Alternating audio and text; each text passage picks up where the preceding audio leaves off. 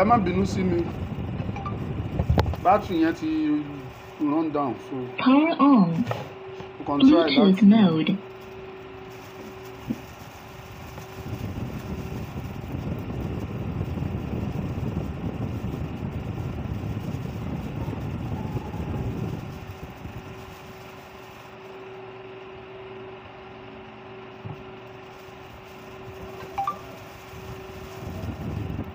Paired.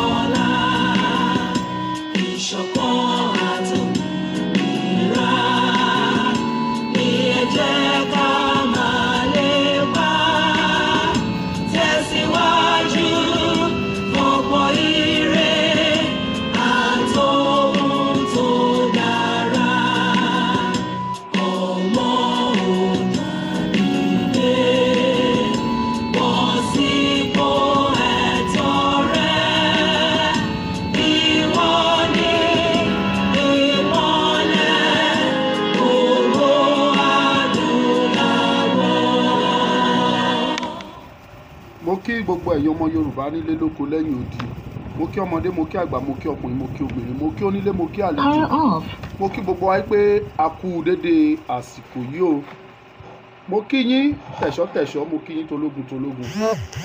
Fi àkókò ṣòfò màmá mi Rachel Bọ́láńlé mo kí yín o, Joshua Dáre mo kí yín, Abíọ́lá Babalọ́lá mo mà kí yín, Adénúgà Ṣèyí, Mímíkò Oyínkánsọ́lá Rachel Bọ́láńlé òkè mo ti kí yín lẹ́kùn, Ṣínà Yusuf mo kí yín, Ẹniọlá Adétúnjí, Azeez Mátànmí, Ayégbùsì Ọ̀dúnsì Beatrice, Azeez Mátànmí, Ọmọlára Ìyábọ̀dé Àjàlá, màmá mi pàtàkì Ẹniọlá Adétúnjí, Rachel Bọ́láńlé, Tinú Adélẹ́yẹ, Adénúgà Ṣèyí, Florence Austin, Wẹ̀mí Adésànyà,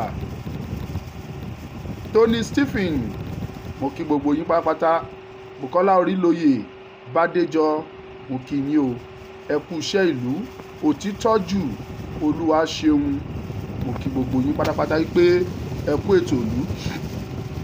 Ọlámídé Williams ẹ̀yin náà ẹ bá wa pín ètò yìí, ẹ bá wa ṣe ẹ jẹ́ kó lọ. Ọmọlúkà lórúkọ mi lẹ́ẹ̀kan sí, èmi lọ́mọlúkà tí wọ́n ń sọ, ẹ̀yin tí ẹ̀ ń wá ọmọlúkà, tí ẹ̀ ń wá ojú mi, tí ẹ fẹ́ rí ojú mi, èmi gangan ni ọmọlúkà tá ń sọ. Ẹ̀yin tí ẹ bá mọ̀ mí, tí ẹ ń gbọ́ ètò mi, tí ẹ dẹ̀ súnmọ́ mi díẹ̀, tí ẹ ń bá mi sọ̀rọ̀, I have no reason to exaggerate or to insinuate or to fabricate something about what I'm telling you now. I don't have any reason for that. Àwọn tó ń wá mi kan bá fẹ́ prove ẹ̀ dáadáa kan wá mi débi tí mò ń gbé, so that ká lè jọ mọ̀, ká jọ pín dáadáa, ká jọ mọ̀ bá ṣe máa sọ sí. Màá wá tán bá dé tó a mọ̀ pé ìka ni wọ́n o, wọ́n á dé inú ilé ẹ̀ tó bá tiẹ̀ sáàṣì inú ilé ẹ̀ bó ò bá anything níbẹ̀, for the fact pé wọ́n ṣàfẹ́ rope ẹ̀, wọ́n fẹ́ wá wàhálà sí ẹ lẹ́sẹ̀, wọ́n á wá nǹkan kan tí wọ́n á dè mọ́, and they don't care, they can kill you and go, they can kill and go. Ṣùgbọ́n ẹni tó bá fẹ́ pa ni wọ́n á lọ pa, ọmọ wọn ni wọ́n á lọ pa, ìyàwó wọn ni wọ́n á pa, so de wọn ò lè rí kankan ṣe sáwa, kán máa lépa.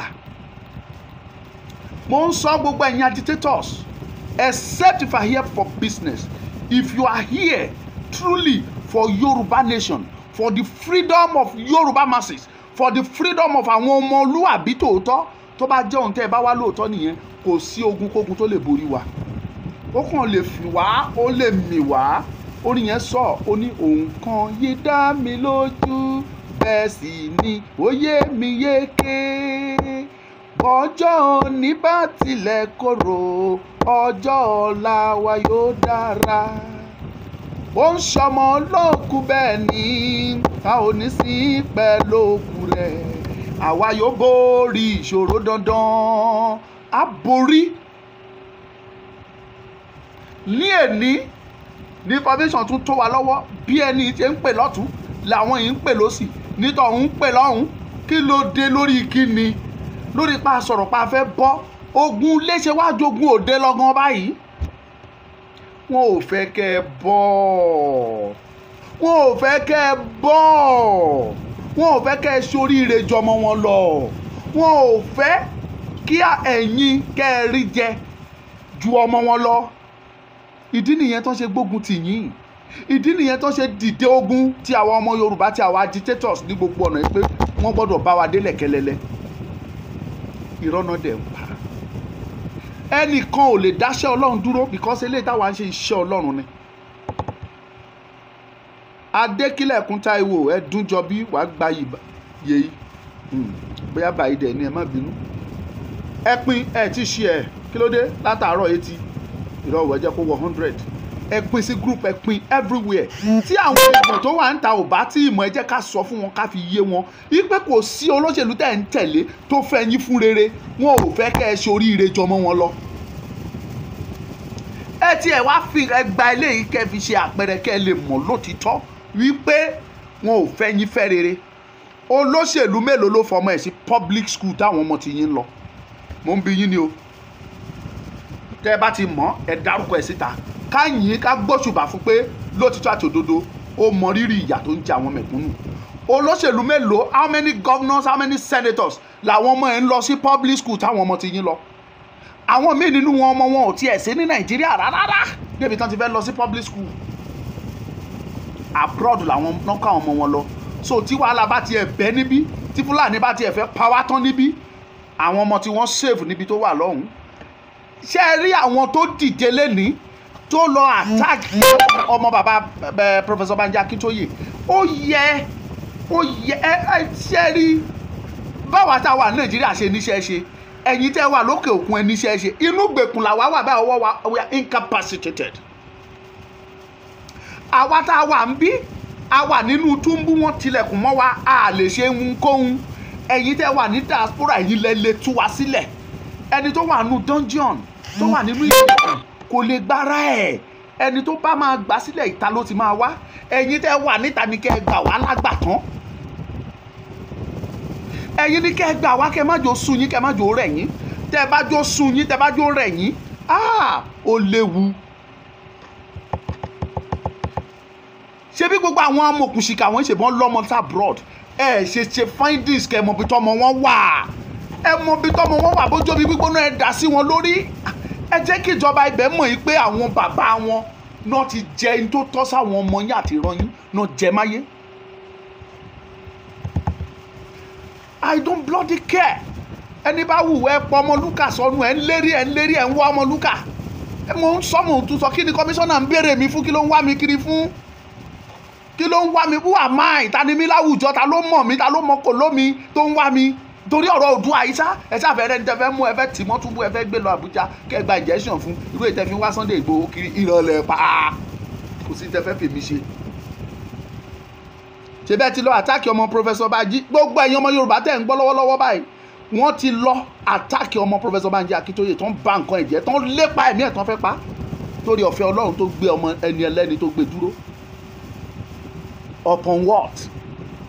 ṣé ọmọ bàbá Akintoye tó bá yín kọ̀ǹtẹ́sì ni tó bá yín kọ̀ǹtẹ́sì ni ṣó du ipò gọ́vnà ni ṣó du ipò sẹ́nítọ̀ ni ṣó du rẹ́ẹ̀pù ni kí ló bá yín dùn torí pé bàbá ẹ̀ jáde ó sọ̀rọ̀ pé Yorùbá gbọ́dọ̀ bọ́ lóko ẹrú ẹ̀ lọ àtàkì ẹ̀ kí lẹ̀ṣẹ̀ wa. What is our offence? Kí la ṣe? ṣùgbọ́n èmi ń sọ mò ń tún sọ wípé ó kàn lè rí bẹ́ẹ̀ ni àwa la máa borí yín.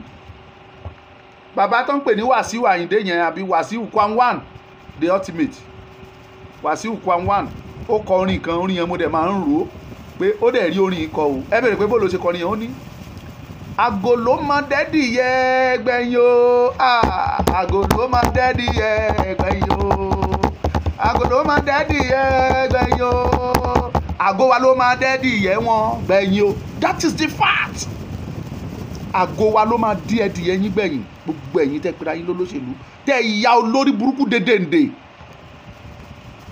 mo sọ nínú programu mi previously ẹ fún mi ní like ẹ fún mi ní love ẹ jẹ́ kí n máa rí so that àyè ò ní gbà wọn tó fẹ́ máa flag tí ò ní sáyé ẹ̀ fún wọn ẹ fún mi ní love ẹ fún mi ní like pẹ̀lú comment yẹn jẹ́ kó máa lọ kẹ́dẹ̀ máa ṣí ẹ̀ lọ.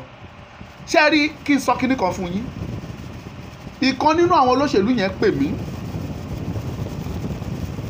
mo wá sọ fún mo ní sà kí lẹ ṣe rí nǹkan tó wà nílẹ̀ yìí sí mo mọ̀ yín gẹ́gẹ́ bí ẹni rere kó tó di pé ẹ wá ṣòṣèlú mo mọ̀ yín gẹ́gẹ́ bí ẹni tó ní human feelings kẹ́ tó di pé ẹ wọnú òṣèlú ṣùgbọ́n ẹ wọnú òṣèlú sí ibi tá a rán yín lọ yẹn ẹ wá pẹnu mọ́ bẹ́ẹ̀ lè sọ̀rọ̀ kí ni dé àti wípé ọ̀rọ̀ Yorùbá nation yìí a gbọ́dọ̀ ṣe lọ́nà tó tọ́ ọ̀nà tó yẹ ẹ béèrè pé kí lè sì tó fún mi ó ní àwa wo là ń jà fún Yorùbá nation ó ní that means pé ṣé irú àwa wọ̀nyí irú mi ló yẹ kó máa jà fún Yorùbá nation níbi tí irú òun yìí wà mo dẹ̀ sọ ẹ ṣàkílẹ̀ yín náà ń wò kílẹ̀ ń ṣe tẹ́ ẹ sọ̀rọ̀ mo ní look at Nnamdi Kanu ìwé kì í ṣe pé mo fi sọ àsọdùn ẹni tí mò ń sọ fún yín when we are talking of pé èèyàn ní ọpọlọ ó ní ju Nnamdi Kanu lọ fáfà tá bá sọ pé èèyàn ka ìwé ó ka ju Nnamdi Kanu lọ fáfà tó bá sọ pé èèyàn wà established ó ní ju Nnamdi Kanu lọ ṣùgbọ́n mo sọ fún mo ní gbogbo ntẹ́ nìyẹn mo ní ẹ wo Nnamdi Kanu ó ń jà fún àwọn ìran ẹ̀ tó bá kú lè ní ìran ẹ̀ ò lè gbàgbé ẹ̀ láéláé kí lẹ́yìn yẹn ń ṣe ní National Assembly tẹ́ ẹ̀ lè sọ̀rọ̀ jáde kẹ́ẹ̀tì ẹ̀ dúró sí ipò Nnamdi Kanu fún ilẹ̀ Yorùbá ó ní kó kí tá a bá fẹ́ ṣe did we carry along the stakeholders of Yorùbá land stakeholders wo la tún ṣe fẹ́ carry along pẹ̀lú gbogbo atótónu pẹ̀lú gbogbo ìpàdé mo dẹ̀ wá sọ fún mo ní gbogbo àwọn tí ẹ̀yin rí táyì sọ pé wọn ò pè yín ọ̀pọ̀lọpọ̀ yín náà ti pè tán ti bá sọ̀rọ̀. Who is this Adéjùwọ̀n Ṣeun Victor? Okay. So mo sọ fún mo ní bàbá wa Professor Banji Akintoye tó jẹ́ gẹ́gẹ́ bí aṣíwájú fún ilẹ̀ Yorùbá mo ní ṣebí wọ́n ti pè yín lọ́pọ̀lọpọ̀ ìgbà tẹ́ ẹ̀ dá wọn lóhùn tí ọ̀rọ̀ wọn ò wọ̀ yín létí.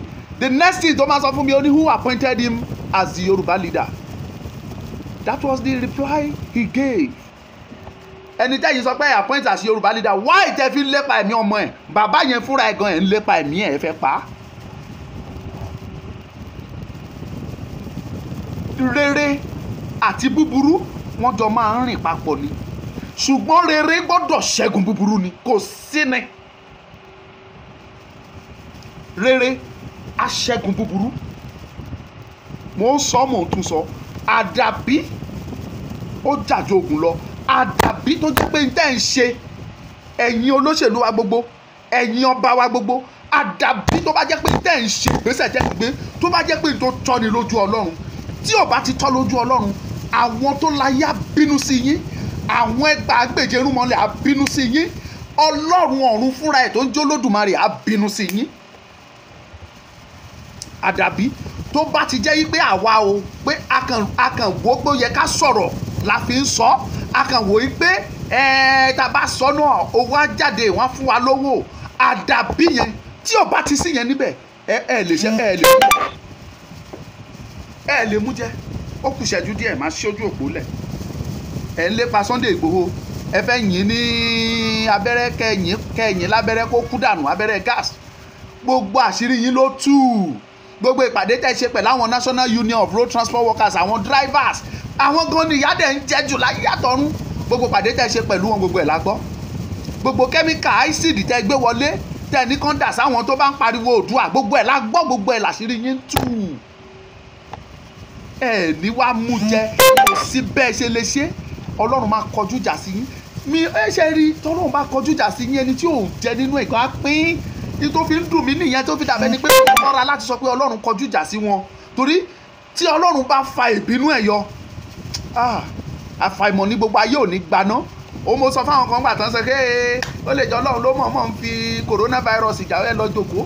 Tọ́lọ́run tó bá jẹ́ ìbínú Ọlọ́run ní coronavirus, láàárín ọ̀sẹ̀ kan èèyàn billions ló máa kú. Ẹ mọ̀ tó ṣẹlẹ̀ ní Egypt ni nígbà tó Ọlọ́run fi nǹkan kọlù wọn bẹ̀. Ẹ mọ̀ iye àwọn tó kú dànù ni. So kì í èèyàn ń ṣe tọ́lọ́ artificial àìsàn òun ni corona. Then ìbínú Ọlọ́run tó bá sọ̀kalẹ̀ tó bí tọ́lọ́run bá fa ìbínú yọ, ayé gan gbaná, ayé alanu ajóná dànù ní rúrúrú. So Ọlọ́run ò tí ì mú ìbínú yọ. Ọlọ́run kàn kọjú sí yín tó ń wò yín báyìí pé má jẹ́ ń bínú, òun lọ́lọ́run ṣe ń ṣe. Tí Ọlọ́run bá dẹ̀ ṣe bẹ́ẹ̀ lásán, ẹ ti wọ wàhálà gbogbo ẹ̀yin adarí wa. Ẹ ti wọ ọ̀jọ̀gbọ́n, ẹ ti kọ̀rọ̀gbọ̀njọ́gbọ́n.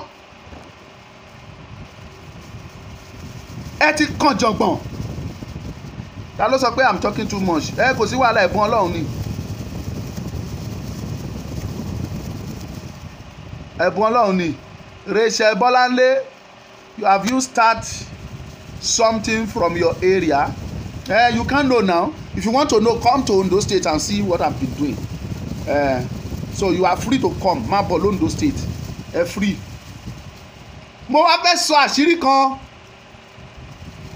Ẹ̀yin gómìnà tẹ́ ń pẹ́ tẹ́ gbẹ́sẹ̀ kan síbí gbẹ́sẹ̀ kan síbí, tẹ́ bá fẹ́ ṣe ọ̀ṣáká ẹ ṣe ọ̀ṣáká. Yorùbá ní èèyàn ò kì í wí síbẹ̀ ó kú síbẹ̀. The information reaching me was that some of àwọn gómìnà yẹn wọ́n fi taratara wish pé kí Yorùbá nation dúró. Nǹkan méjì ló ń dùn wọ́n. Àkọ́kọ́, àpò wọn ó dùn wọ́n. Ìkejì ni wípé I will never allow this man to be over me. That is, mi ò ní dúró sábẹ́ ẹni láéláé. Mi ò lè dúró sábẹ́ ẹni láéláé. Why can't you come and lead and see if people will not follow you?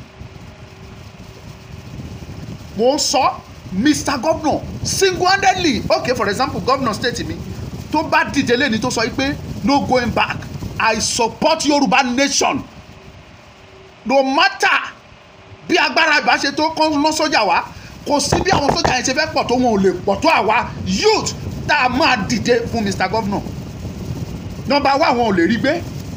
Number two tí federal government bá stop allocation wọn l'Ondo state àwa náà stop every access tó jẹ́ ti federal government l'Ondo state so owó wa a máa fi take care ara wa and everybody will be understandable. Ìbá ṣe civil servant wọ́n understand tí wọ́n bá fún wọn lówó ayé wọn kì í ṣe pé kán máa gbọ́ Àbújá kẹ́ ẹ̀ má sanwó fún sálárì fáwọn òṣìṣẹ́ o ìyẹn yé wọn wọ́n mọ̀ pé ṣe lẹ́ẹ̀fẹ́ san.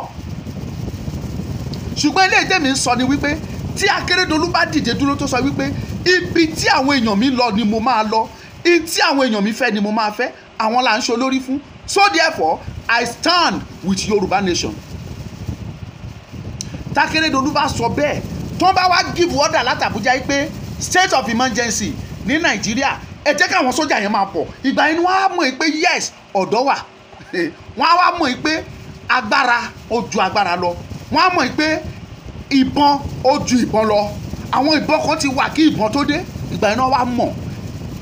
Look it's like ẹ̀yin fúnra yín ẹ fẹ́ bà orúkọ ara yín jẹ́ látàyé títí dọ̀run ni ẹ̀yin governors ẹ fẹ́ bà orúkọ ara yín jẹ́ orúkọ tó yẹ kẹ́ ẹ jẹ́ kán bá yín fi kọ́ sínú gold kí ìran àwọn ọmọ yín kán máa rántí pé this is my great grandfather orúkọ ẹ̀ ló wà nínú ìwé àwọn akọni ìtò yẹ kẹ́ ẹ ṣe kẹ́ ẹ gbáyìí sí nìyẹn ẹ sọ pé Yorùbá will suffer we will do this we will do that ẹ wo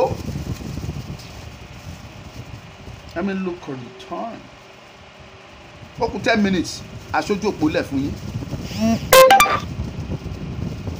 Oh, that is great, Rachel Bolanle. Thank you. Now, mo tún sọ leaders tó bá kọ̀ mo sọ àwa táwa Nàìjíríà kò sí ta lè ṣe àgádágodo wà lọ́wọ́ wa ó wà lẹ́sẹ̀ wa we can little if agbára kankan la lè fi ṣe little ẹ̀yin tẹ́ wà lókè òkun lẹ lè ṣiṣẹ́ ẹ protect ngbẹ ẹ bá sísì tẹ́ bá sísì Buckingham Palace ní London níbi tí Queen ń gbé tẹ́ bọ̀m̀bádì gbogbo ẹnu gate tẹ́ ẹ̀ jẹ́ kí mọ́tò wọlé kó jáde ẹ jẹ́ kán wá yìnbọn pa yín kámẹ́rà wà ń bẹ̀ wọ́n á máa rí yín kòrókòró gbogbo àgbáyé lárí pé London shoot gbogbo ọmọ Nàìjíríà gbogbo ọmọ Yorùbá tó ń protest wá sọ́dọ̀ Queen gbogbo ojú lárí all over the world ẹ jòkó síbẹ̀ ẹ prepare ara yín wá ẹ gbà ẹ fẹ́ lo dídí oṣù kan níbẹ̀ if you do that kò lóye ọmọ Yorùbá tó wà ní London ní United Kingdom alone ó lóye ọmọ Yorùbá tó wà ń bẹ̀ travel all around Europe ẹ converge sọ́dọ̀ sí palace Queen kẹ wà níbẹ̀ for good 1 week or 2 weeks ẹ má kúrò ń bẹ̀ ẹ má dìde ẹ kóra yín jọ ẹ dáná ń bẹ̀ ẹ jẹun níbẹ̀ BTN SARS something will be done I can guarantee you that. They will ask you what do you want, then you shout it aloud that you want Yoruba to be out of Nigeria. Simple as that. And ẹ̀yin America ẹ̀rù ra yín kẹ́ lọ síwájú White House let the DSS or SSL or whatever tó máa ń pè wọ́n police wọn let them kill all of you. It will be clear to the eyes of all over the world. Everybody will watch it live. Ẹ jẹ́ kó wá pọ̀ ní clearly níbẹ̀ k'Amẹ́ríkà dẹ̀ kí wọ́n dẹ̀ pé gbogbo àwọn tó wà níbẹ̀ yẹn ẹ eliminate wọn ẹ yin tear gas sí wọn ẹ pa gbogbo wọn dànù ẹ jẹ́ kó wá fi wọn dára tó bá fẹ́ fi yín dá níwájú White House ẹ kọ́ra yín síbẹ̀ at the end of the day they will call you what do you want tell them you want Yoruba to be out of Nigeria simple as ABC. Do this for us if the people in America and United States of America all the 50 states tó wà ní United States of America including Canada, including Mexico and Brazil. If you can do this in White House, something will be done. Àìdí ìfìmọ̀ṣọ̀kan yín òun ló ṣe fi à ń jẹ́ àwa táwa Nàìjíríà kò sí ní ta fẹ́ ṣe. Ṣé bí mo wà bí mi ò gbégbèsè kankan bá mi ò níbọn mi ò tí ì gbébọn o mi ò níbọn dání o mi ò kọlù yàn rí o mi ò bá yàn já o mi ò lúgi mọ́ anybody lórí o àdẹ̀fà wàhálà o wọ́n ń wá ọmọ lúkà wọ́n ń wá mi ọmọ nobody wọ́n ń wá mi wọ́n ní commissioner fẹ́ rí mi rí mi fún kíni ta ni òṣà ìmọ̀ yín pé eré tájà àtológbò àtẹkù ń ṣe ìfẹ́ afẹ́ ẹdìyẹ ṣe fẹ́ pé ká pàjẹ́ ló jẹ́ ni. ẹ ṣe the same thing if possible ẹ̀yin tí a bá wà ní Israel or Russia do the same. ẹ kọra yín ṣẹ́rí 2 points tí mo tiẹ̀ sọ fún yín yẹn Queen and White House tí èèyàn ọmọ Yorùbá 2000 tẹ́ bá kàn bájì síbẹ̀ they will be shaken. I can guarantee you that. àwọn wọ̀nyẹn ní respect fún life ju Nàìjíríà lọ ṣebí Nàìjíríà làwọn èèyàn ti kàn bájì bẹ́ẹ̀ yẹn tán dẹ̀ yìnbọn pa wọ́n tí ò dẹ̀ sí tó ṣẹlẹ̀ Nàìjíríà nìyẹn. But in United States of America and United Kingdom they have little respect for life. Mo kàn put ẹ pé little ni o. They have respect for life. If only one person is killed, something will be ó máa ní agbára kankan ni. Ẹ̀yin lẹ lè gbà wá. Ẹ̀yin tẹ́ wà ní diaspora. There is nothing we can do. We are incapacitated in Nigeria. Àwọn wa ti ká kò wọ́n ti ká gbogbo ẹ̀ kù. Bó orin lásán wá sọ fún ẹ pé orin dáadáa. Nàìjíríà ló máa sọ fún ẹ pé ọ̀tá ìjọba ni ẹ́. Wọ́n á dẹ̀ wá ẹ̀sùn sí ẹ lẹ́sẹ̀. Wọ́n á dẹ̀ bá ẹ jà. Wọ́n á rán ẹ lọ síbi tó yẹ kó lọ. This is Nigeria for you because you are not supporting them.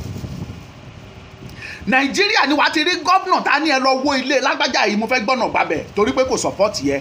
That is Nigeria for you. So Nigeria is never a free land at all at all. Ẹ̀yin intellectuals ọmọ Yorùbá ẹ kọ mẹ́mọ̀ yín jáde ẹjọ́ jókòó sétí White House níbẹ̀ tàbí lọ́dọ̀ Queen ẹjọ́ jókòó bẹ́ẹ̀ ṣe ń gbé dání ẹ máa kà sétí wọn kí international àwọn news international broadcasting companies kan gbé yín live kẹ̀kọ́ ẹ máa kà á. This is what we are facing. This is why we want to go. This is how it's supposed to be. This is what we want. Ẹ kà jáde kẹjẹ kan gbọ́. Bóyá Nigeria government àwa ti Nigeria ń bí wọ́n wá kó amọ̀ tank àti ìbọn wọ́n wá paná ní London ní UK lọ́dọ̀ Queen wọ́n á paná kán lè ráyè shoot yín àwa mọ̀ ń gbà yẹn. Bóyá àwọn Nigeria government á gbé helicopter fighting jet wọn àti gbogbo ẹ̀ wọ́n á rù wá síwájú White House wọ́n wá paná White House kán lè ráyè shoot yín àwa rí nígbà yẹn. If you have the privilege, if you are in Texas, you are in Florida, you are in anywhere in America, Chicago or wherever, you must travel down to White House. Converge síbẹ̀. We have more than 10 million Yorubas in America.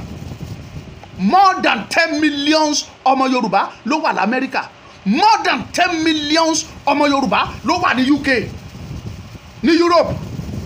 So why can't you?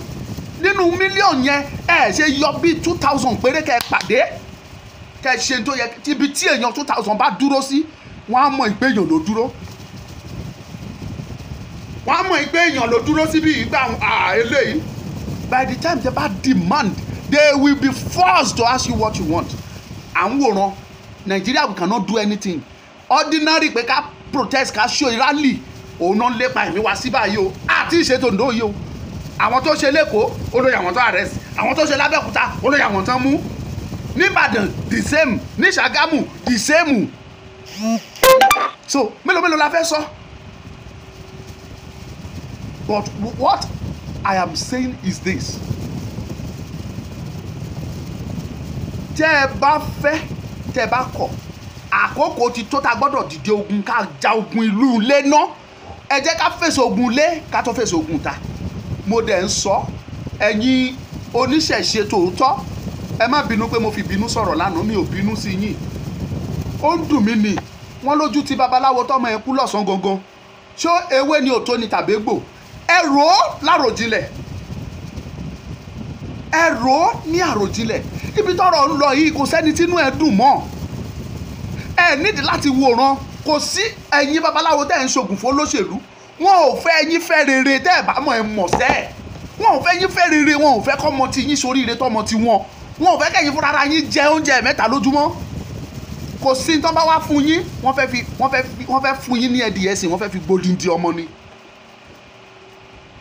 ó bẹ́tà ibi tí àwọn baba ńlá wa tán fi ń jẹ ẹ̀kọ́ ní táwọn àwọn baba ńlá wa fi jẹ ẹ̀kọ́ ní ìgbà yẹn kẹ́ ẹ lọ mú jáde lábẹ́ ewé kẹ́ ẹ mú jáde ń sìn kẹ́ ẹ jẹ́ kó wúlò lásìkò yìí ìdẹ́mi ń bẹ̀ yín fún nìyẹn ẹ̀yin bàbá mi ogbó atọ́ gbogbo yín mo ṣogbó atọ́ fún yín mi ò bá yín jẹ́ mi ò bínú ta ni mí níwájú yín èmi ọ̀gbẹ̀rì ẹ̀yìn awo ṣùgbọ́n ìtara tó fi ń ta mí ìyìn tí àwọn èèyàn wá ẹ lọ sọ́jà mo pàdé obìnrin kan lẹ́yìn torí mo ti lọ sóńdó lẹ́yìn mo pàdé obìnrin kan obìnrin yẹn bú sí ẹkún pé kò sí nǹkan tóun fẹ́ jẹ débi táwọn òun ti fẹ́ jẹun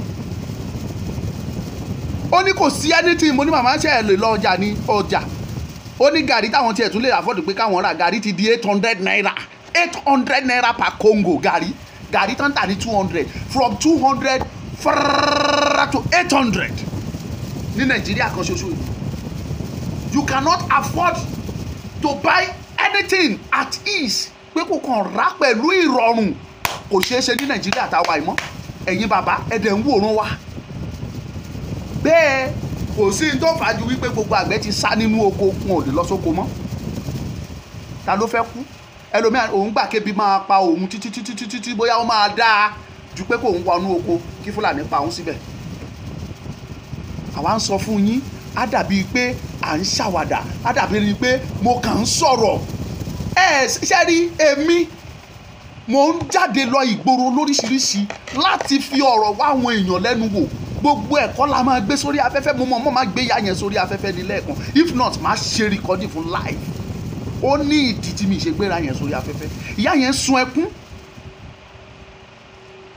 ó ń sun ẹkún ó ń wa omi lójú I was forced láti kí ọwọ́ sápò sí màmá yẹn gbà ṣùgbọ́n ẹkún yìí yóò solve problem o bẹ́ẹ̀ ṣe ń lọ ìyá ẹ sọ fẹ́ lòmíì pé Yorùbá fẹ́ jáde lára Nàìjíríà that is what I told her tí ìyá dẹ̀ sọ pé that is the best way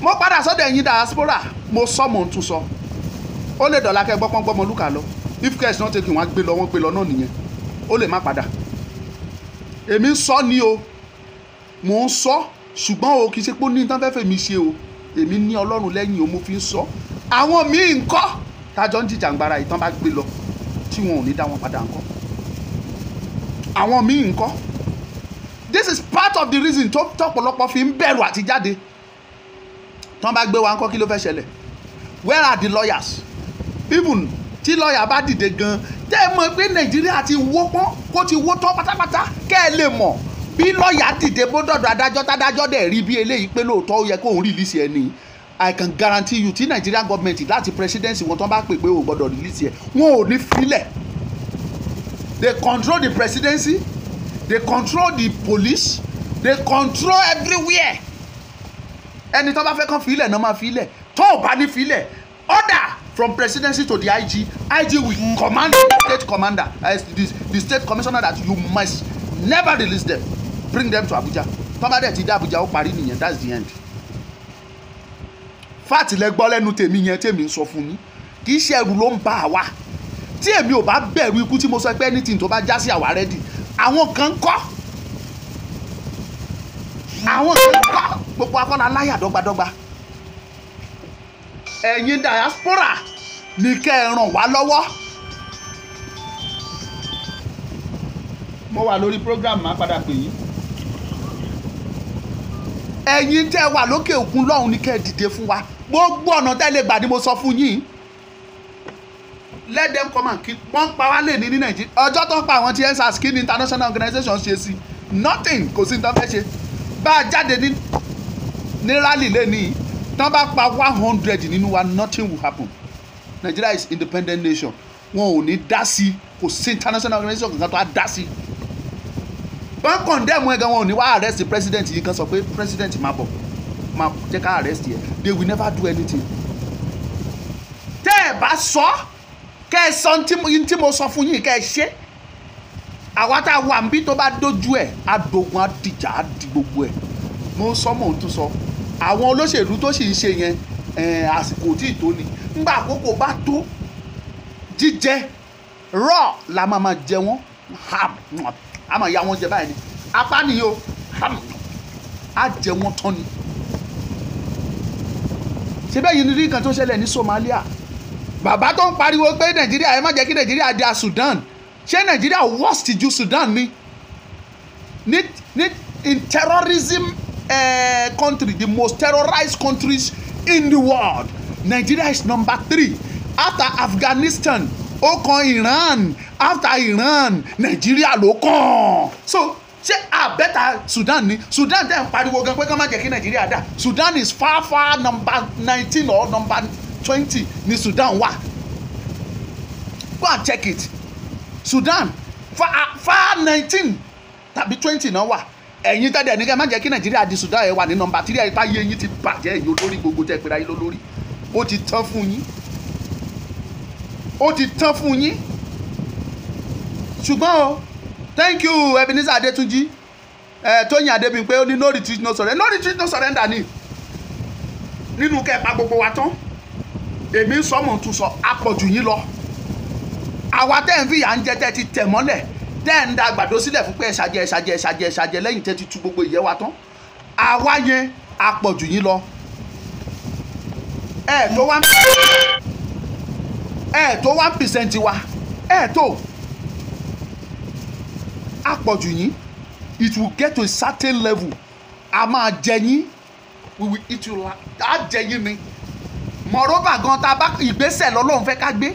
Tá a bá gbé ìgbésẹ̀ yẹn báyìí ẹ̀yin ẹ máa wo kọ́tọ́ lọ́run máa ṣe. He will fight our battle. Ó máa ja ìjà wa. Ó kàn fẹ́ ká gbé ìgbésẹ̀ ní ká ṣípá. Ẹ rí ìran wò. Ẹ rí wò. Ọlọ́run fẹ́ ká ṣípá ni. Tá a bá ṣípá tí Ọlọ́run ò bá ti gbèjà wa jà nílẹ̀ Yorùbá ẹ sọ pé kò sọ́lọ́run. He will fight that battle. I can guarantee every one of us. Tẹ́ bá gbé ìgbésẹ̀ lẹ́ẹ̀gbé àwa ọmọ Yorùbá àwa tí yà ń jẹ àwa mẹ̀kúnnù àwa common people wọ̀nyí ìgbésẹ̀ la kọ̀ tá a gbé. Ọlọ́run dẹ̀ ti sọ fún yín pé ẹ lọ gbé ìgbésẹ̀ àwa la kọ̀ tá a ti gbé. Tá a bá gbé then you see bóyá lọ́run máa jìjà tàbí kò ní jà. Let me open the line and allow people to participate.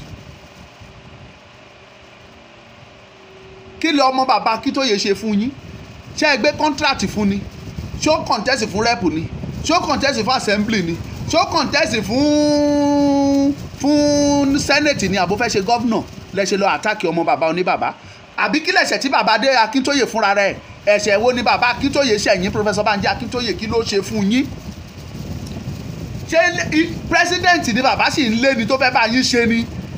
Tó fi tẹ̀fi sọ pé òṣèlú? Ṣé president ló fẹ́ bá yín ṣe ni? Tàbí senator ló ṣẹ̀ fẹ́ lọ bá yín ṣe? Tàbí kí ni bàbá ń bá yín dùn? Ju pé kí Yorùbá bọ́ lóko ẹrú. Ká jẹ́ orúkọ tọ́lọ́run fún wa lótìtọ́ àtòdodo. Ká dúró sí ipò tó tọ́ sí wa gẹ́gẹ́ bí ìmọ́lẹ̀ fún gbogbo Áfíríkà. Oníbàbá ń jà fún. Ẹ sọra yín di terror. Ẹ sọra yín dà nǹkan míì. Ẹni tẹ́ ènìyàn ò lè mú Ọlọ́run lè mú o. Ẹ rántí Gòláyátì náà tẹ́ kàn ń ṣe glágláglágláglá. As powerful as giant tí Gòláyátì jẹ́ òkúta tíntín ní ẹyọ kan báyìí ló sọ kalẹ̀. Ó ré gbogbo agbára yẹn ó ré bọ́. Ẹ rántí ẹ̀ David ò fún ní blow, kò fi àdá gé, kò fi ọ̀kọ̀ gùn, kò gbé blow sójú ẹ̀ kó bà gbogbo imú ẹ̀ jẹ́, kò ṣe rárá, kò tiẹ̀ súnmọ́. Wọ́n ló mú òkúta 5 tó jọ̀lọ̀. Nínú 5 yẹn ó lo ẹyọ kan péré ó fi sínú kànàkànà, ó dẹ̀ rò lọ ẹ̀ ó jù fún, ó wọ agbárí ẹ̀ lọ́wọ́ ló wọ́ ó jáde lódì kejì. The next thing, Goliath fell. Goliath wó lulẹ̀. Ìgbà yẹn ni David ṣe gé orí ẹ̀ kúrò pé orí ẹ̀ yẹn jẹ́ kí n jí kúrò lóyún gbogbo ọrùn ẹ̀. So and historically kò tí ì sẹ́ni tó ní agbára tó Goliath, kò tí ì sẹ́ni tó tóbi tó ní ìtàn in the whole world. As at today kò tí ì sí ẹni tí height ẹ̀ tó ti Goliath, kò tí ì sí ẹni tí strength power ẹ̀ tó ti Goliath. So kí wá ní ẹ́, who are you? Ẹ pé o mo ti ṣojú òpó.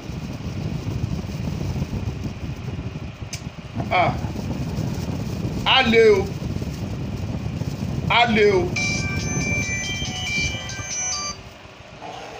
o ẹ gbóhùn sókè. Ṣé mi ìtò kìíní mi? Power on. Ẹ má bínú mi ò mọ̀. Bluetooth mode. Paired. Ó yá ti ń gbọ́ yín. Hello. À ń gbọ́ yín bẹ́ẹ̀ yẹn ṣeun. Contribution ni ìtùtù mi ni pé àti kì í fi ní íńtánẹ́ẹ̀tì àti sọ ó ti kárí gbogbo àwọn èèyàn ti sọ. Suggestion mi ni pé káwọn náà máa ṣe títí àwọn ará bíi èmi ò fẹ́ forúkọ wọn torí tabati máa ti máa ṣe títí àwọn ará bíi wọ́n ní mo wá sílẹ̀ náà torí wọ́n sọ̀rọ̀ sí ni pé àwọn púpọ̀ àwọn Yorùbá wọ́n ṣe sọ̀rọ̀ wọ́n máa sọ̀rọ̀ lọ wo tí wọ́n ṣe mọ́ àwọn pípọ̀ yẹn serious báyìí gómìnà wọn ó pe ilé tó wà ní òkè òkun pé kó máa bọ̀ kọ́ sẹ́tù tabati máa ti ṣe nǹkan táwọn ará bíi ṣe àti rẹ́dí ọ̀dà kan sọ látàrọ̀ dalẹ̀ ìgò ní mímì Ọlọ́run contribution mi nìyẹn. ẹ ṣe àdúpẹ́ ẹ̀yin tí a bá fẹ́ pè ẹ bẹ̀rẹ̀ sí ní pè wá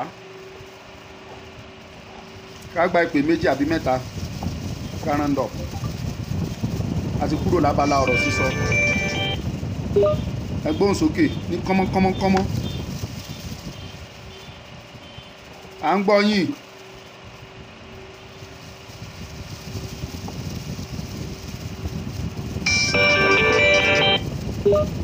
tó à ń gbádùn yín o. Hello. ẹ ṣeun. náà mo wà nínú ìlú ẹ rí àwọn olórí wa yẹn lọ́mọ sí ìyàjẹ́ wa ẹ bá lọ àwọn psychiatric hospital ìrònú ló yí ẹlòmíì lórí tó pọ̀ ní wọn lọ́mọ fẹ́tò wọ́n bá ti dàbá lọ́pọ̀ lẹ́rú ànílé ṣègbésẹ̀ kankan gbogbo tẹ́yìn tó ń fẹ́ ti wà yẹn ìgbàgbọ́ kúrò ní kùsì wọ́n ti pa wọ́n àtàjẹ́ ọ̀rẹ́dì tó bá sọ̀rọ̀ wọ́n ní wọ́n gbẹ tó bá ti gbé kan wọ́n ní máa tẹ́sẹ̀ káàkiri ó gba wájà wọn náà ọlọ́run máa bá wa ojú ojú máa rọ̀ lé wọn lórí láìpẹ́ agbára náà ìkọ̀ọ̀kan lọ́mọ wọn ọ̀pọ̀ tá ni. ẹ ṣeun ẹ gbóhùn sókè à ń gbádùn yín. àlọ́ ọ̀rọ̀ mi ẹ̀ fún ọ̀lẹ́ ọ. ẹ ṣeun adúpẹ́ o ẹ pín ètò yìí o ẹ ṣí ẹ ṣí ẹ. inú mi dùn pẹ̀lú àwọn prógámù yín ọlọ́run ní pọ̀gbọ́ àti mọ̀tọ́lọ́run fún yín. gẹ́gẹ́ bí ọ̀rọ̀ tí ẹ sọ ní ẹ̀kan international ò ní ìpẹ̀kọ̀ tó fẹ́ wọ́n bá wa o àyàfi tá a bá fẹ́ tanra wa lókè. èmi rò nínú àbá tèmi gẹ́gẹ́ bí ọ̀rọ̀ tẹ sọ lẹ́ẹ̀kan ìgbà tó rẹ̀ ń ṣàṣìṣẹlẹ̀ kí la padà rí gbọ́ lórí ọ̀rọ̀ kéètò ọ̀rọ̀ tí wọ́n ṣẹlẹ̀ ní Lẹ́kí. àgbọ̀n kankan international ò ṣe kankan lé lórí international ò ṣe mẹ́tì lórí inú Nàìjíríà làwọn tá à ń pè ní international ti jẹ inú àwọn tá à ń pè ní international ni wọ́n inú Nàìjíríà làwọn ti ń jẹ ni wọ́n ti ń mú wọ́n wá gbòòdù sàrà wọn fún gbogbo nǹkan resources àlùmọ́ọ́nì tọ́lọ́run fún wa inú international ti jẹ a ní láti gbòòdù international àmọ̀ràn kékeré tèmi ni wípé ẹ wo nǹkan tí àwọn ọmọ endsars àwọn youth wa tó jẹ́ kínní àná ẹ wo bọ́n ṣe arrange wọ́n block ojú ọ̀nà tá a bá shut down gbogbo endsars wa tá a tó pa sójú títì tá a provide jíjẹ mímu anybody ń jẹ anybody ń mu tá a wà lójú títì níbẹ̀ títí tó bá padà yá ni tọ́wọ́ padà lójú tún nìyẹn ṣùgbọ́n kó ká máa dóde international rẹ kan tá a bá shut down gbogbo ọ̀nà tó wọ gbogbo territory wa wọ́n ṣe bẹ́ẹ̀ lọ́yọ̀ọ́ wọ́n ṣe bẹ́ẹ̀ ní Ògùn wọ́n ṣe bẹ́ẹ̀ lẹ́kọ̀ọ́ ká ṣe bẹ́ẹ̀ ní Oǹdó ká ṣe bẹ́ẹ̀ wọ́n block gbogbo everywhere kí jíjẹ mímu wà ká pèpè ẹ̀ fún ni ká dúró sí 60 ní sí jíjọ títà aṣáájú àwọn olùkọ́tẹ́ gbọ́n lo 73 days lórí protest wọ́n lo 73 days mọ́dà jù bẹ́ẹ̀ lọ tá a bá ṣe ìbẹ̀ gẹ́gẹ́ ni ó ti mọ̀ yí pé kò rọrùn gbogbo ojú ayé ni ó ti rí wa káwá wà well plan ká bá ti ní play well plan gẹ́gẹ́ bá àwọn ọmọ ẹ̀jẹ̀ ṣe jẹ́ kínní àná gbogbo plan wọn kò sẹ́nibọ́dì láàárọ̀ fẹ́rẹ́ lè dìmọ̀ ni wọ́n ti lọ bẹ̀ wọ́n ti jí àyẹ̀ ti kú túbọ̀ fáwọn ẹ̀jẹ̀ tààrọ̀ wọ́n jẹ tọ̀sán wọ́n jẹ tìrọ̀lẹ́. tí o ká bá dún pa títí ta ṣọ́dà gbogbo everywhere wa gbogbo ọ̀rọ̀ yá tètè lójú tu ṣùgbọ́n tá a bá rí pé international ń bọ̀ wá wọn ò ní wá àtọ́rí nínú Nàìjíríà làwọn international ti ń jẹ́ o ẹnì kan má fi bẹ́ẹ̀ kó wa lómi ọbẹ̀ o.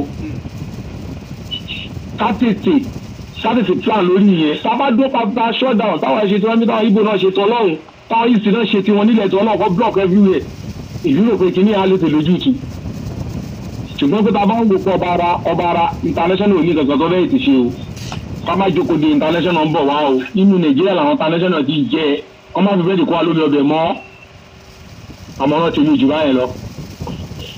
ẹ ṣeun adúpẹ́ ẹ pè 070 4609 2484 nọ́mbà tẹ́ máa pè sí nìyẹn.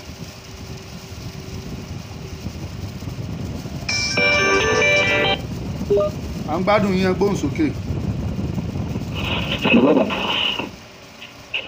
Àmọ́lúkà ọlọ́run dára ká yín rú. àmì àṣẹ Èdùmàrè. Ẹ rí àwọn tèmi ò ní pé a bá sọ pé òkè ká dúró dáwọn ọba wa kí wọ́n sọ̀rọ̀ tá à ń bí àwọn olóṣèlú wa kí wọ́n sọ̀rọ̀ àwọn gómìnà wa kí wọ́n sọ̀rọ̀ tá a bá ti rẹ́ nìkan kan nu wọn kí wọ́n sọ̀rọ̀ the best thing in intent sọ́dí sọ́yẹ ẹgbẹ́ àbọ̀ta kò sí gbogbo nǹkan tí ó sọ pé ń gbéra látìkù ń lọ Kánò ni o ń lọ Kaduna ni o ń lọ Ọ̀yọ́ ni o ń lọ Ògùn ni o ń lọ Imo ni o yọ gba Ìbàdàn kọjá Lagos to Ìbàdàn expressway ká block jókòó bẹ́ẹ̀ ká máa sùn bẹ́ẹ̀ gbogbo àwọn tó bá ní nǹkan tá lè fi gáàdì ara wa kó kálukú kó lẹ̀ bí sójà bá fẹ́ wá ká máa bọ̀ gbọ́dọ̀ pa á fẹ́ wá ká máa bọ̀ bí díẹ̀ sí bá fẹ́ wá ká máa bọ̀ tá a bá shut down bẹ̀ yẹ nígbà tí wàhálà yẹn bá pọ̀ tẹ́ǹtì ń lọ okùn ní okùn lọ tẹ́ǹtì ń lọ òní lódò lọ ìgbà yẹn lẹ́ẹ̀rọ àwọn CNN tí wọ́n wà ẹ̀rọ àwọn BBC tí wọ́n wà àwọn òyìnbó yìí ọ̀wà ṣùgbọ́n gbogbo ìta ń ṣe yìí wọn ò rí wa fẹ́ bí wọ́n bá ń parọ́ pé wọ́n náà jẹ́ nìkan gbé ó sọ bẹ́ẹ̀ ayọ́ ni kò rí bẹ́ẹ̀ irọ́ ni fídíò tó ti pẹ́ ni wọ́n pòsì wọn ò tí ì tẹ̀lé ìgbónú nǹkan yẹn ń ṣẹlẹ̀ ṣùgbọ́n tá a bá fọ́ọ̀mù cloud ta blọọkì ẹdùn rẹ̀ pa tó ń kálukú sí stéètì ẹ̀ ìgbà yẹ ń kálukú ọmọ pé nǹkan bẹ́ẹ̀ ńlẹ̀ so n tẹ́lẹ̀ rí nìyẹn o ọlọ́run kún wa lọ́wọ́. ẹ ṣeun adúpẹ́. ẹ jẹ́ ká gbà pé díẹ̀ sí ká round up.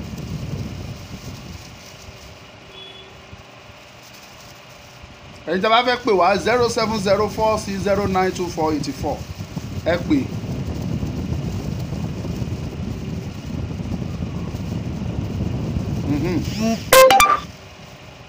ta ṣẹ́rí àti short everywhere down kọ́ ní issue ṣùgbọ́n tí irú èmi báyìí kò sí kan tí mo jẹ sára ṣé mi máa dúró síwájú ogun báyìí tí màá ní ẹ máa bọ̀ ẹ wá pa mí o mọ̀jàmọ̀sá náà là á mọ kíkanjú ṣùgbọ́n àwọn oníṣẹ̀ṣe wa bolẹ̀ wà àwọn ni mò ń tẹnu mọ́ tẹ́yìn táwa bá jókòó tá a jókòó sí títì tó wà lákùrẹ́ tẹ́yìn yí wa ká gbogbo bọ́n ṣe ń yìnbọn wọn tó ń yìnbọn bù wọn tó tátẹ́gùn fẹ́ lọ bọ́n ṣe ń yìn táwọn ọmọ wọn ń kú nílé wọ́n á stop kí àná máa pera wọn ẹ ló sà ọmọ yìí ti kú nílé ẹ má yìnbọn mọ́ kí àná stop ẹ̀ nígbà wọn bá yìnbọn táwọn ọmọ wọn kú létò ráwọn ọmọ tí wọn ò ní sí mbẹ̀ wọ́n á stop ìbọn yínyìn ibẹ̀ la máa wà tí ò ní sí anything tá a move mọ́ ẹ dìde ẹ̀yin tí kí ni ìwà lọ́wọ́ ẹ̀yin oníṣẹ̀ṣe wa ẹ dìde tẹ́yìn bá dìde àwa ṣe táwa dúró èèyàn ló wà nídìí orò tó rò fi ń ké ẹ dìde ẹ jẹ́ orò fún wa káwa lè ké dáadáa ẹ jẹ́ ká gbà pè sí ẹ pè wá 07046092484 òun ni ká pè sí a máa píkì ẹ lọ́wọ́ kan ní ok màmá ti ń gbìyànjú láti pè wá látẹ̀kàn.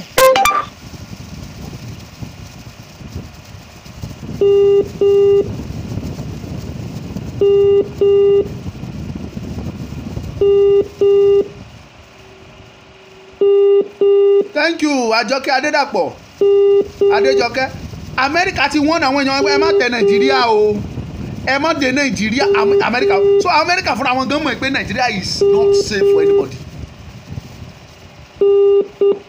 Amẹ́ríkà mọ̀ wọ́n dẹ̀ ti sọ fún tẹ́ ẹ bá lọ Nàìjíríà on your own risk ni o at your own risk màmá ẹ gbóhùn sókè ẹ gbà yìí. ẹgbẹ́ Ọmọlúkà ẹ kú ètò. ẹ ṣe mà.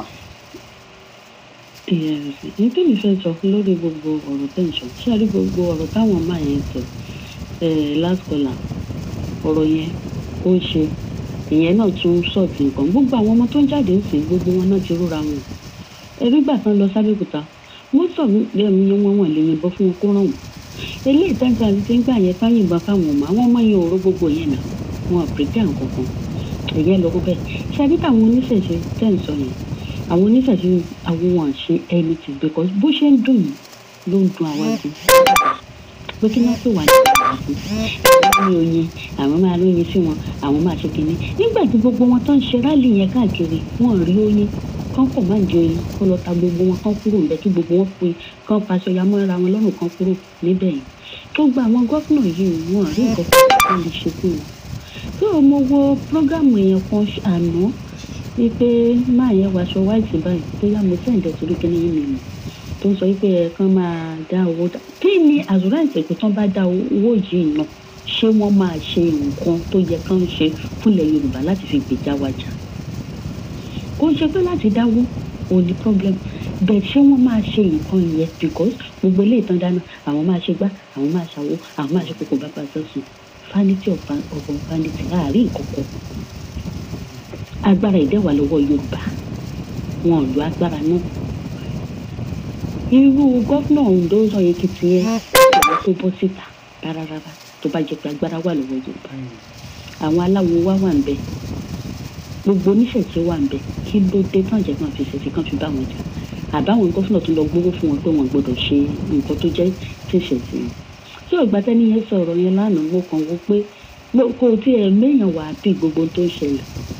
kò mú wa wà á bí rárá ẹ wo Ìbàràpá ẹ wo tó ń ṣẹlẹ̀ ṣé Ìbàràpá yẹn kọ́ ni ọ̀rọ̀ tí Ìgbòho lọ tán fi ń tẹ́sí Ìgbòho káàkiri tó tún wá jẹ́ pé àwọn Ìbàràpá yẹn ní last week láti máa ṣe rálì èèyàn 20 náà lọ jí kó ń bẹ̀ láti máa ṣe rálì 20 ní Ìbàràpá yìí àmì gangan. ṣé rí àwọn ọba Ìbàràpá yẹn tí wọn bá ti lọ ṣínà fún wọn gbogbo àwọn ọba wọn yẹn tí wọn bá ti lọ ṣínà fún wọn including the ẹni tó mi ò mẹ́ni tó fẹ́ contest fún PDP tán jó fún ní ìjẹta I don't know tí gbogbo wọn bọ́ síta tán jójú ẹlẹ́yà tán wáyé wọn dẹ̀ ń pe Ìgbòho lójoojúmọ́ all the time wọ́n máa pe Kóìkì wọ́n ti pa àwọn èèyàn wọ́n máa pè sọ fún ọmọ Oòduà TV wọ́n ti pa àwọn èèyàn o ẹ bá wa sọ fún Ìgbòho kí ni Ìgbòho fẹ́ lọ ṣe mo wà nínú àwọn tó kọ́mẹ́ǹtì bẹ́ẹ̀ pé tán bá pe Ìgbòho gbọ́dọ̀ dá wọn tó kó jẹ́ kán pa wọ́n tán wọ́n ní kán má jí góòdì wọn wà níbẹ̀ kán má ṣe gbogbo nǹkan wọ́n wá bọ́ síta wọ́n ń jójú ẹlẹ́yà kí ni ẹ̀ ó ń bí wa nínú kó ń fọ́ wa lórí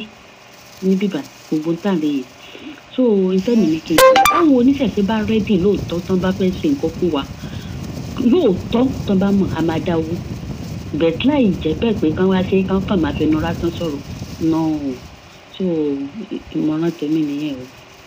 ẹ ṣé mo dúpẹ́ o. ẹ ṣé o ẹ kú ètò.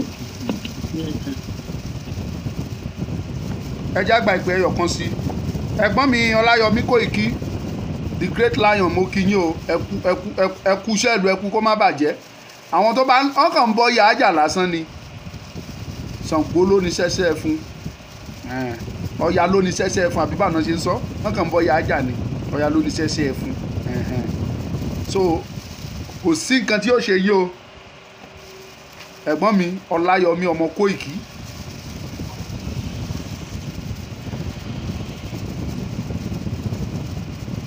ẹ já gbà pé kan sí ẹ pè wá káràndọ̀ ọ̀rọ̀ wa ọ̀pọ̀ lọ́mọ rẹpẹtẹ kò sí ọ̀rọ̀ rẹpẹtẹ mọ́ ẹ mute eléyìí tẹ́ fi ń gbọ́ wa nísàlẹ̀ ẹ rọra tẹ̀ ẹ lè gbọ́ wa dáadáa èyí tẹ́ fi ń gbọ́ wa nísàlẹ̀ ẹ tẹ̀ à ń gbọ́ yín bẹ́yẹn. ẹ wá o. ẹ ṣe gan.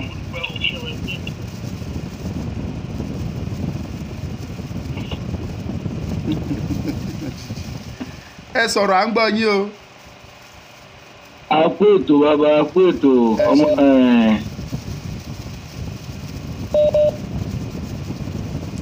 à ń gbọ́ yín. ẹ ṣé bàbá ẹ ṣé ẹ kú ètò à ń wò yín lórí ètò àti tó gbọ́ yín wá ń dùn kò ní sú kò ní rẹ̀ yín lágbára àwọn alálẹ̀ lágbára ìjùmọ̀ rẹ̀. àmín. ẹ ṣé bàbá ẹ kú iṣẹ́ ọ̀rọ̀ tẹ́ ń sọ mo rí àwọn ọ̀rọ̀ kọ̀ọ̀kan ní ọ̀rọ̀ táwọn èèyàn wa ń sọ àti àwọn tó ti sọ̀rọ̀ kọjá torí pé kí ni èmi tí mò ń pè ní ẹni tẹ́ ẹ mọ̀ ní níwọ̀nba ìlítù ṣùgbọ́n ọ̀rọ̀ tó wà ńlẹ̀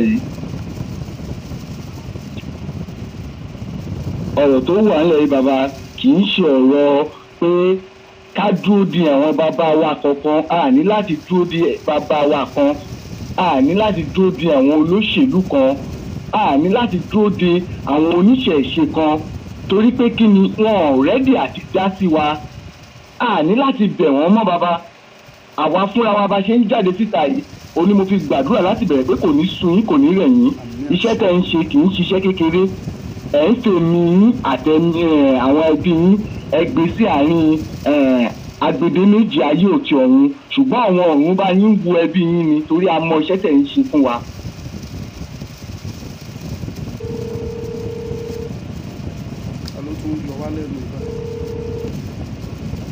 Hello? mo wà lórí program ṣe máa padà pé. Okay.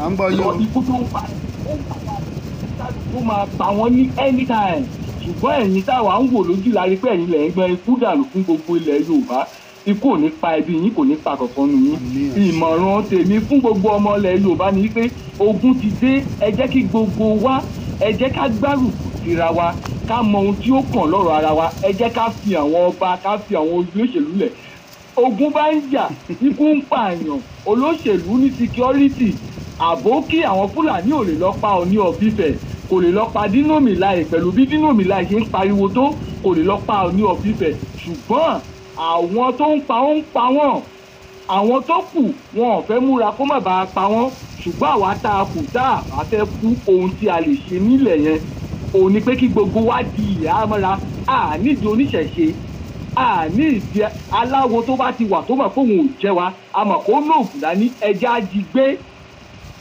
Bàbá ọ̀rọ̀ tí mò ń sọ pé ó lòdì sí òfin ní ìwọ̀nba díẹ̀ ṣùgbọ́n ohun tí a lè ṣe nìyẹn torí gbogbo àwọn bàbá wa yẹn wọ́n ti fi wá sílẹ̀ wípé kí a máa jẹ ìyà torí pé wọ́n mọ̀ pé àwọn wọn jẹ nínú ìjà yẹn. A dúpẹ́ lọ́wọ́ ẹ̀yin ṣe Sunday Adéyẹmọ Ìgbòho Kóìkí gbogbo àwọn èèyàn jàǹkànjàǹkàn tí wọ́n ń ṣe oríṣiríṣi Ọmọlúkà a dúpẹ́ lọ́wọ́ yín ẹ ṣe ẹ kú afọmọ ènìyàn ṣe Ọlọ́run á máa ràn yín lọ́wọ́ àwọn alálẹ̀ á máa ràn yín lọ́wọ́ ṣùgbọ́n gbogbo atótónu wa ohun tí a lè ṣe nílẹ̀ Yorùbá ká fi ìmọ̀ wa ṣe ọ̀kan ká mọ tí àwọn ogun ti dé ogun ti ń pa wá Amẹ́ríkà ti sọ fún wa pé láì fún wa kì í ṣe pé ohun tí ó jẹ́ pé dandan fún wa wọ́n láàyè wa ká má fi sọ òyìnbó wọ́n ní ìgbésí ayé wa ní ilẹ̀ aláwọ̀ dúdú wọ́n ní kì í ṣe priority fún wọn kí la tún fẹ́ gbọ́ kò sí ohun tí a tún fẹ́ gbọ́ tó tutù yẹn lọ àwọn bàbá wa kan wá ń sọ̀rọ̀ wípé wọ́n ní nílẹ̀ aláwọ̀ dúdú wọ́n ní a lè ṣe ohun tí a lè ṣe tí a lè fi bíi ti àwọn Amẹ́ríkà fúnra wọn wáì tí gbogbo wa ò parapọ̀ sí ojú kan tí a mọ ohun tí ó pọ̀ lọ́rọ̀ wa tí àwọn àbókí à ń wo gbogbo póòsì Dangote tá à ń pè ní richest man tó ń fi gbogbo búlọ́ọ̀bà àwọn tírélà tó fi ń kó weapon tó fi ń kó Fúlàní bandit tó fi ń kó wọlé sílẹ̀ Yorùbá tó fi ń kó wọlé sí east gbogbo ẹ̀ là ń rí bàbá ṣùgbọ́n wáì tí àwọn bàbá tiwa nílẹ̀ Yorùbá tẹ́ ń jẹ́ bàbá tiwa wáì tí wọn ò lè ṣàánú wa tí wọ́n wá kí wọ́n wá fún rescue tiwa wọn ò lè wá torí pé kí ni wọ́n ń jẹ lábẹ́ ẹ̀bẹ̀ ni rú àwọn bàbá bẹ́ẹ̀ a ní láti fojú wọn jẹ́ níbi tọ́rọ̀ dé dúró yìí àwọn Ìgbò sọ pé wọ́n ní à ń sọ̀rọ̀ wọ́n ní à kà ń pariwo wọ́n ní à kà ṣe kinní kan kì í ṣe pé à ń pariwo a níyì à ń fún àwọn bàbá wa ní respect torí pé kí ni nílẹ̀ Yorùbá lẹ̀ káàrọ̀ ojíire àjẹ́ ọmọ tó yẹ pé tá a bá jí láàárọ̀ kùtù a máa dọ̀bálẹ̀ fún bàbá wa ohun tí gbogbo àwọn olórí wa àwọn adarí wa yẹn sì ń jẹ nìyẹn ó yẹ ká wá kọ́ fún wọn níbi tí ọ̀rọ̀ dé dúró yìí torí tá a bá kọ́ fún wa ẹ máa wò ó tí a bá kọ́ fún wọn bàbá tá a bá kọ́ fún wọn wọ́n ní ó ń bọ̀ àwọn là ń dẹ́ èdè ìgbà tí à ń dẹ àwọn déédéé la wa yìí tá a bá dẹ àwọn tiwa àfàìmọ̀ ká má pòfo ọ̀nà tí ilẹ̀ Yorùbá ò ní fi pòfo tí ilẹ̀ adúláwọ̀ àwa òkú ọmọ adúláwọ̀ tá à ní fi pòfo òní wípé kí gbogbo wa ká fìmọ̀ ṣọ̀kan ká mọ ohun tí à ń ṣe bàbá mi Ọmọlúkà mo bẹ̀ yín ni kì í ṣe àwọn bàbá wa àwọn lọ́balọ́ba kì í ṣe àwọn gómìnà wa kì í ṣe àwọn oníṣẹ̀ṣe wa ní gbogbo a máa kó gbogbo ẹ̀ lórí fún ọ̀ṣẹ́ tiwa torí oníṣẹ̀ṣe tó ń dá ọba fún ọba Olúwo tí ọba Olúwo ń wọlé àti ọba of Iwo land as a fake ọba of Iwo land tó mú ọba of Lagos state Akíolú of Lagos state tí wọ́n ti gbé ọ̀pá àṣẹ ẹ̀ lọ tó ń wà lórí ipò ǹjẹ́ gbọ́rí bàbá ní ìgbà tí ayé ti ń dáyé ká sọ pé ọba kan wà lórí ipò tó ń ṣe ọba tí ò rí àpá àṣẹ ẹ̀ ǹjẹ́ irọ́ mo pa kì í ṣe rọ̀ torí pé kí ni Akíolú wà kò sí ọ̀pá àṣẹ ní ọwọ́ Akíolú ó sì ń darí wa wọ́n ti sọ wá da politics. ẹ jẹ́ kí àwa ọmọ Yorùbá àwọn ọmọ káàrọ̀ òjíire tá a bá ń gbọ́ ètò Bàbá Lúkà Ọmọlúkà ní wákàtí ọ̀tọ̀ wọ̀nyí ẹ jẹ́ ká lo privilege ẹ jẹ́ ká mọ ohun tí à ń ṣe kí gbogbo wa jí gìrì ọba o ìjòyè o ìwọ ni gọ́vnà ni o even councillor honourable ládùúgbò kò sí pẹ̀lú wa wọn ò ṣe tiwa torí pé kí ni abẹ́ ibi tí wọ́n ti ń jẹ ni wọ́n wà yẹn abẹ́ ibi tí wọ́n sì ti ń jẹ wípé tí wọn bá rí ohun kankan tí wọ́n ń jẹ ń bẹ̀ wọn ò ní dúró bí wọ́n ṣe dúró yẹn wọ́n dúró èké tiwa ni kì í ṣe fún wa a ní láti lé gbogbo wọn ní níbi tí àwọn east ò bá lé àwọn tí wọn níbi tí ọ̀rọ̀ dídúró yìí east ò ní lọ. ọ̀rọ̀ mi ò jù bẹ́ẹ̀ lọ bàbá ẹ jọ̀ọ́ ẹ jẹ́ kí àwọn ọmọ Yorùbá ẹ jẹ́ kí gbogbo wa ká fìmọ̀ ṣọ̀kan kí gbogbo wa parapọ̀ ká mọ̀ pé ohun tí à ń ṣe ẹyọ̀kan ni wá òmìnira là ń jà fún kí gbogbo wa sì kọjú sí ọ̀nà òmìnira ká fi ọwọ́ ra ẹ̀yìn ara wa àtọmọdé o àti àgbà o ká pa àwọn olówó tì láì sí olówó a lè gba òmìnira wa a ti ní ẹnìkan tó ju ẹnìkan lọ tó jẹ́ bàbá wa Sunday Adéyẹmọ Ìgbòho Òòṣà a dẹ̀ ní Kóìkí White Lion lẹ́gbẹ̀ẹ́ wa a tún dúpẹ́ lọ́wọ́ Ọlọ́run a ní Ọmọlúkà Great Ọmọlúkà a ní àwọn tó ń ṣètò láti Amẹ́ríkà ààrẹ àwọn tó ń ṣe láti France a ní gbogbo wọn ń pariwo wọn ẹ má jẹ́ kí gbogbo wa rìlẹ́ǹtì ká dúró bàbá ẹ má bínú màá dánu dúró kí n má bètò yín jẹ́ kí n bá lè dá ṣètò ni mo fi kù wọlé ẹ ṣé bàbá ẹ ṣé mo dúpẹ́ fún yín.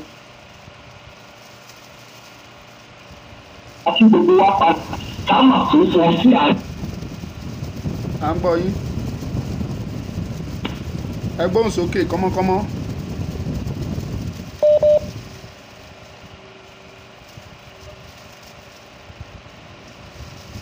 à ń gbọ́ yín o. hello. ẹ ṣé gan. hello. à ń gbọ́ yín à ń gbọ́ yín à ń gbọ́ yín. ẹ káàsán o. ẹ káàsán. mo ní kí n dá sètò ní o. à ń gbọ́ yín o. ọlọ́wọ́ dẹ̀ máa fi try a máa fi ṣọ́ ẹ̀yìn tẹ̀ dúró sí wa. àmín o. mo máa rí kí ṣe gan. àmín àmín. nǹkan kan tí mo kàn sọ sí ọ̀rọ̀ tó wà lẹ́yìn ni pé nǹkan kan wà káwa Yorùbá tí a ò mọ̀ ẹ̀bí ń gbé kiri. kí ni nǹkan náà a fẹ́ mọ̀. ohun táwa Yorùbá tí a mọ̀ ni pé tí wọ́n bá ń sọ̀rọ̀ òmìnira ẹ̀dá tó ń sọ̀rọ̀ òmìnira ọ̀dájú ni Yorùbá mi nìyí ẹ̀dá tó bá ń sọ̀rọ̀ òmìnira onítọ̀hún gbọ́dọ̀ dájú tí ò bá dájú torí ohun tí wọ́n pè ní òmìnira ni wípé o ti wà ní ipò kan tí ò tẹ́ lọ́rùn ẹnìkan ti tì ẹ́ mọ́lé o ti wà nínú ìṣòro kan o wá ń wọ́n àti jáde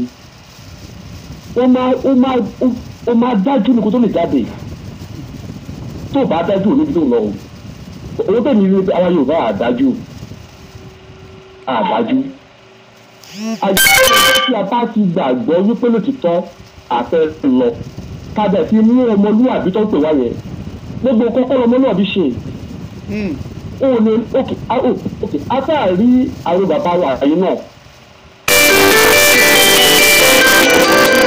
wípé bàbá tó bí ọlọ́mọ ẹ̀wọ̀ tí o bá ti rí pé ó ti ń lépa ẹ̀mí ẹ̀ tó bá pè bàbá yẹn ní ọmọ àlè kò sẹ́ni tó lè bú ẹ̀ torí ó ti débi ẹ̀mí ẹ̀ kì í ṣe bàbá ẹ̀ mọ́ o bàbá ẹ̀ mọ́ ọ̀gbìn yẹn kì í ṣe bàbá ẹ̀ mọ́ ẹni tó bá ti ń lépa ẹ̀mí ẹ̀ kò sí ọ̀wọ̀ kan ní ilé ayé ta lè fi wọ ẹnikẹ́ni tó bá ti ń lépa ẹ̀mí ẹ̀dá àwọn bàbá tá à ń sọ yìí àwọn olórí wa wọ́n ń lépa ẹ̀mí wa ní Ọmọlúkà fi lè tó jẹ gbogbo ẹ̀yin tí ẹ̀ ń bá wa jàjà òmìnira yìí ẹgbẹ́ ìlú ẹ̀ sọ̀rọ̀ pọ̀ a gbọ́dọ̀ dájú o káàbá dájú sàmà ní níbi tá à ń lọ níbi tá à ń lọ a gbọ́dọ̀ dá ojú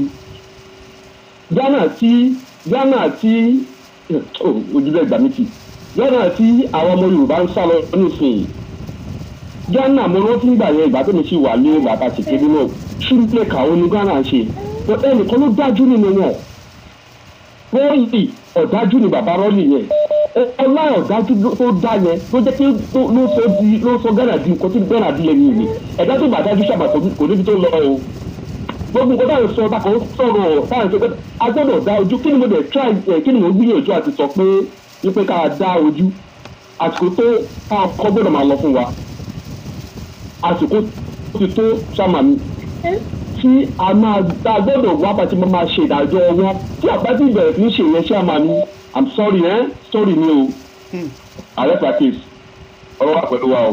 àmì àṣẹ ò ẹ ṣe.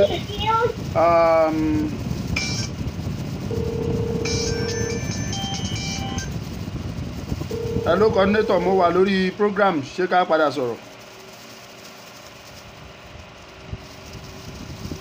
hello ẹ gbóhùn sókè.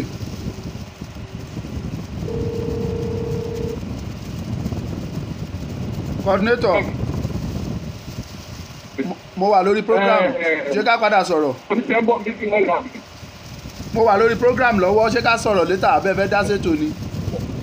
ok wà lórí program. ẹ ṣe.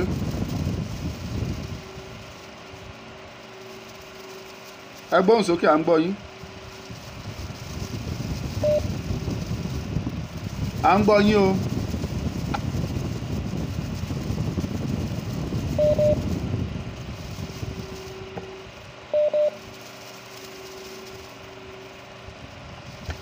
à ń gbọ́ yín. hello. hello sir last caller wa nìyẹn. ọmọlúkà ẹ̀kọ́ lẹ́tà. ẹ ṣeun o. ọmọlúkà afẹ́nifẹ́re. ẹ ṣeun bàbá mi. bàbá àjèṣà afẹ́nifẹ́re. ẹ ṣeun.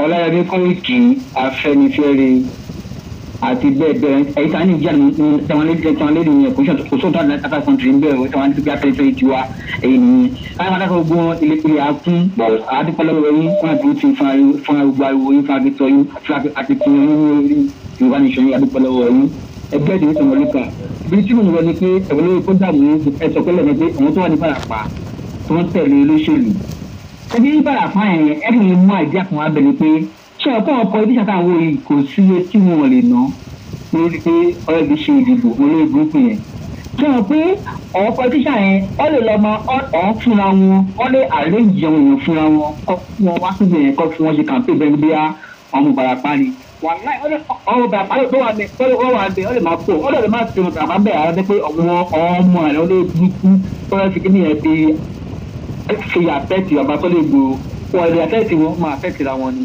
ọwọ́ mi bẹ̀rẹ̀ o ọwọ́ ọgbẹ́ tó wá ní Ìbàràpá yẹn ó lè jẹ́ àwọn politician olóṣèlú ni gbogbo ọgbẹ́ tí wá bàkànjẹ́ níbẹ̀ yẹn ẹgbẹ́ tí mo ń dùn ìdílé mi ro ìyẹn sí mi àgbẹ̀gbẹ̀ nípa ti gbogbo yá afẹ́gbẹ̀mìíràn wà yìí bí ọtí bàbá kan sọ bí lápá alẹ́ ìkọ́sọ pé freedom kò kún music wà ní freedom kò kún music tí a bá mọ̀ bàbá yẹn pé ọmọlúwàbí táwọn ṣe wọn gbàgbé ó ní àfẹ́fẹ́ tiwa wọn wà fẹ́ tiwa àdẹ̀ wò ọ̀hún tí ọ̀hún tí ní kóìkì ó ń tà ìtì ẹ̀ kòkó èyí tí ẹ̀rìpáyẹ́rì 20 kóìkì kò tẹ̀ ń dc bàbá ìbò lè pẹ́ 100 máa ṣe ìrẹ̀lẹ̀ náà ni ṣébí àwọn Yorùbá àárín ikú yẹn ti wọlé dé sáàrin rí àwọn kan ń ṣe àdòkì ẹ̀ orílẹ̀-èdè tèmi ọkàn ṣe àdòkì ẹ̀ kòkòrò èdè ìbéèrè tí ń rí bẹ́ẹ̀ ṣe ìjọba ń bọ̀ ìyá mi jẹun oúnjẹ mẹ́ta lójúmọ́ oúnjẹ ọkàn wọn balẹ̀ ni wọ́n ń dùn nǹkan tó wọ́n ní ẹgbẹ̀rẹ̀ jẹ́ complain bí ọ̀tọ̀ sábẹ́ kan pé èmi ń bẹ̀rù ìwọ̀n bẹ̀rù tí èyí máa bẹ̀rù tí èyí náà máa bẹ̀rù sí ẹ̀yìn máa pàtàkì ẹ̀yìn máa sọ máa kọ̀ ṣe tó ni ẹ̀yìn náà ní gbọ́dọ̀ bẹ̀rù pé ẹ̀yìn tó pé òṣùpọ̀ tó máa ní ipa kò lè sí nǹkan tó máa ṣe lẹ́yìn pọ́ta lápẹ́lá ọ̀pá kò lè sí abúlé máa ṣe yẹ kókò ní ipa wàláì ojú ẹ̀mí ní ká máa gba ìrìbánisọ̀n lágbá lọ́wọ́ bí ọ̀tẹ́ máa sọ pé ẹ máa pẹ̀lú ẹ̀yìn tá bá wọn ohun èdè ìbánisọ̀n lágbá lọ́wọ́ máa rí bí ẹ̀dá lọ́wọ́ ọba ẹ̀dùkọ́ orí ìwọ̀n nípa ẹ̀dùkọ́ nípa àwọn bá ń pè yìí tó ń sọ.